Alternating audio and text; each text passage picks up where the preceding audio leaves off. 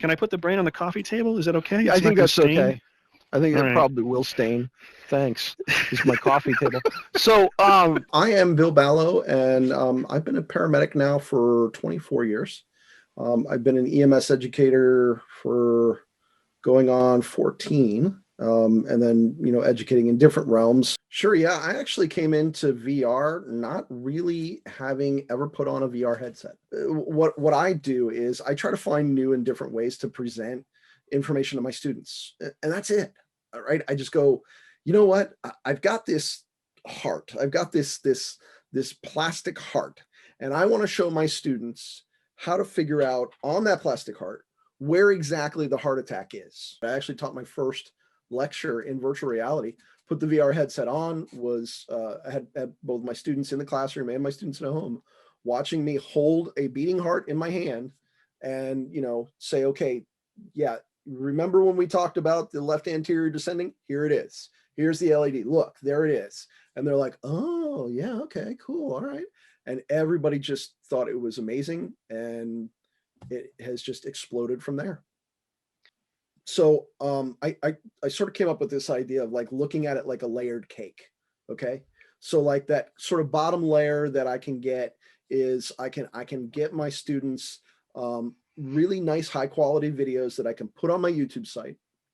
And then my student can go and watch me on this YouTube site holding up a heart and explaining all the parts of it, or pulling out a liver and explaining all the parts of it, or the kidney and explaining all the parts of it, right? They can watch that in that 2D environment.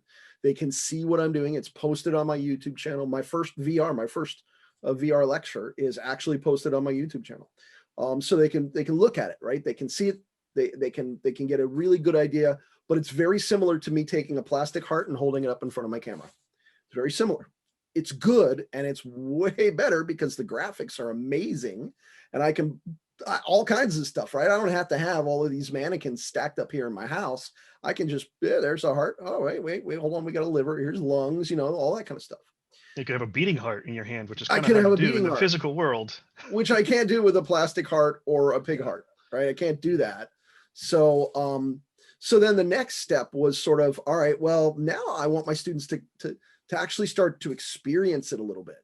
So can we do it live? And one of the ways to do it live was we use WebEx, but Zoom works as well. Is now I can do that lecture and have my students watching in WebEx or in Zoom and be doing it live so that they can ask questions. Well, Bill, hey, what's that little thing that's going around the right side over there or whatever, or the left side or whatever? What is that? Okay, so now I can manipulate that, and I can get deeper into that where my student can ask a direct question. I can give them a direct answer. And then I thought, no, okay, here's another layer. Got another layer. Next layer is let's have the student come in and watch the 3D recording, because now instead of me determining what way the student watches it, the student gets to determine what way they watch it. And that's important. You don't necessarily think of that. It's a lot of times we'll sit back in a lecture hall or something like that and, watch and listen to the instructor. But how much better might it have been in some of my economics classes, right? Where I could walk up onto the stage and get a good close-up look of what the instructor was doing and go, oh, okay, all right. Or maybe even ask a question. But that was the icing on the cake. The student would now put the headset on, and instead of just experiencing it, now they're immersed in it.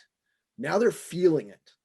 Okay. And I'll tell you, like the dynamic cardiology room that we created, I can feel it.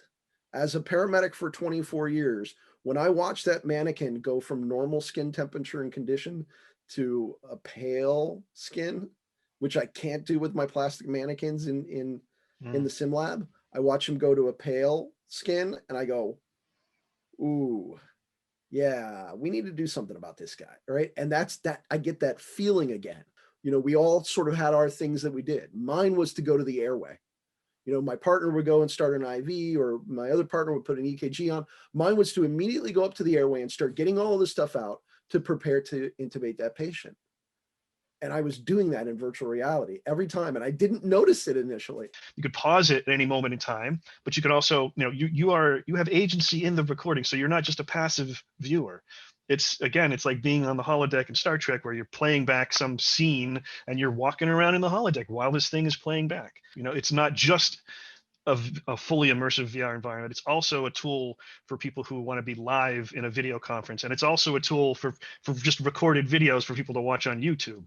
You can leverage these VR environments to create content that can be deployed in multiple ways to students in different ways over time, both live and recorded. The thing is that it's a wonderful augment to what you're currently doing, and that's the thing I want people to understand too. Is like, there's some fear coming into this, like, oh, I'm gonna have to change everything that I do. No, you don't have to change everything you do. It's like, no, this isn't replacing your simulation lab. It's letting you do what you already do better. Because first of all, it's all about the expertise of your instructors, right, and your sim techs, right? How do you best leverage that when you've just got one mannequin in the physical world? What if you could make more? What if you could, it basically allows you to leverage, especially since Acadicus in particular very focused on leveraging instructor-led learning learning.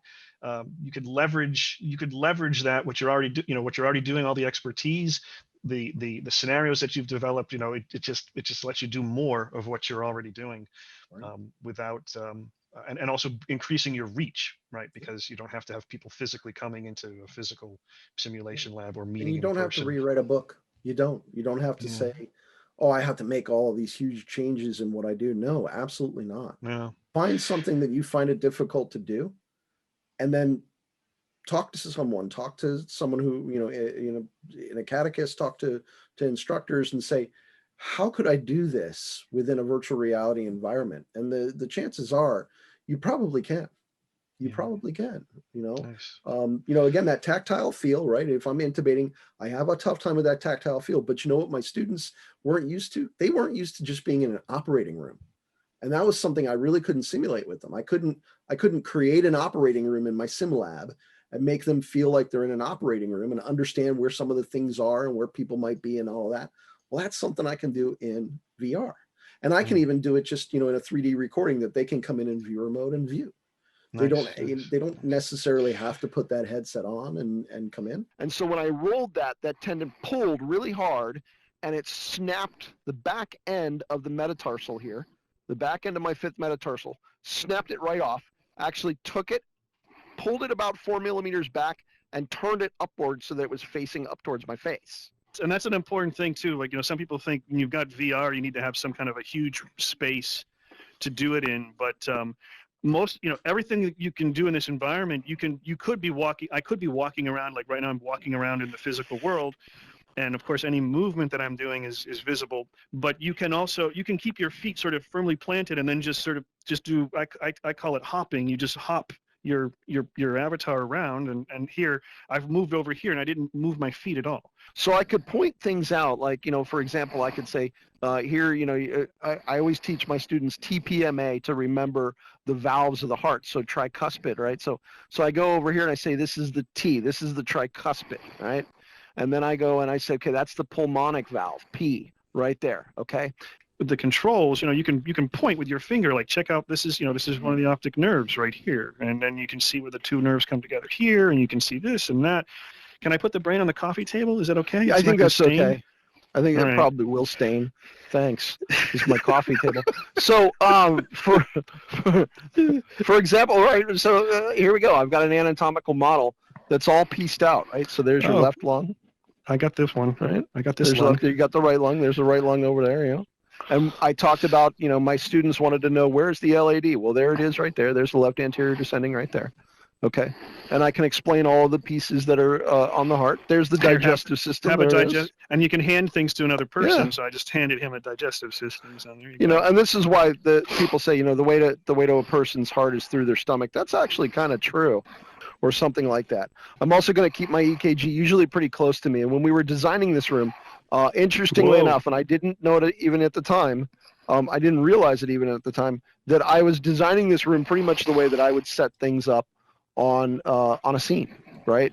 I'd come in and I'd say, all right, I'm going to put my EKG is usually over here to my left. And we can trigger that dizziness animation, and every one of these simulation managers is a little different depending on what the patient's capabilities are. This one is obviously custom tailored to the dynamic cardiology scenario. So if we go over to the vital signs, like Bill just said, we've got different presets.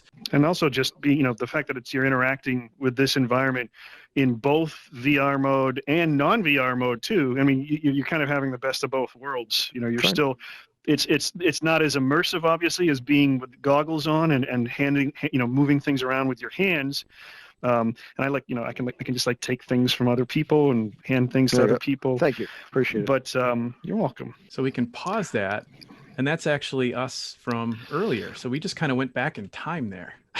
Yeah, that's where it blows my mind, because you're leveraging this instructor-led learning, but then you've got the ability to play back recordings in real time of everything that instructor did in the environment. All of the the technique. So you can basically like carefully study someone's technique, an instructor's technique, over and over. It's pretty wild. LJB is a customer of ours that has been using this for fall safety training. So they actually do fall safety training up on that rooftop. And sometimes some of the scenarios, if the harness isn't properly fitted or there's, any kind of defects in the harness, they actually can fall down. And that's where the EMS scenario kicks in. Did anybody call 911? And then it was kind of like, oh, and John's like, here, let me get an ambulance. Here, let me get the bag. Here, let me get this. And we're putting all this stuff in, and we built a scene. Like, just out of the blue, we just built a scene, and it's an outdoor scene, Yeah. And for those of you that are disaster managers or paramedic instructors or something like that, imagine this scene now with patients strewn everywhere, and you're going to do a mass casualty or something like that, right? Oh gosh, like imagine those kind of things that are possible in this type of environment that's just not necessarily possible in all of the other environments. They can rearrange things. They have a library of assets. They can say, I want to put this cart over there, and there it is. Or I want to put a potted plant on the coffee table in that living room. There's a library of again the shared content library of assets, and you can just put it there. I was meeting with someone yesterday, and they were just like building out this whole like living room where there was going to be an accident happening, and I was like, wow, you've just sort of done all of this interior decorating completely on your own from free, freely shared content. And it's the focus is on the flexibility, the malleability of these environments is what helps the instructors design exactly the environment that they need to teach whatever they're going to teach. But I'm in Florida. You're in Montreal. John's back in Wisconsin. I think at one point John was out in California, but we're all still here together. And another thing, I just have to say this, check it out. We don't have to social distance. We can shake hands. Nice to see you. There you go. Right. Right. We are pandemic free in here right now, which is great. It's huge if you're teaching teams to work together in a crisis situation. The sense of co-presence, the sense of I was really there with somebody, the nonverbal cues, like I see you nodding your head every once in a while, and that is a huge tool for building effective teams that can work together in crisis situations, can collaborate across disciplines.